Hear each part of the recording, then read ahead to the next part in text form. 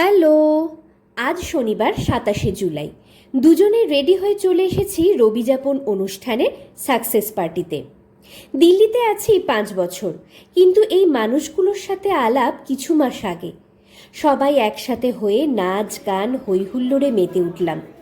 আজ যখন কলকাতা ফিরে যাওয়ার দিন এগিয়ে আসছে, তখন মনে হচ্ছে ভীষণভাবে মিস করব সব্বাইকে।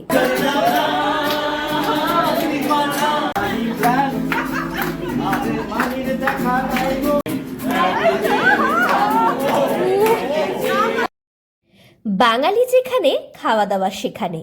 স্যালাড থেকে শুরু করে চাইনিজ, লুচি, ভাত, চিকেন, মাটন, মিষ্টি, আরও কত কি। দারুণ সব এলাহি আয়োজন।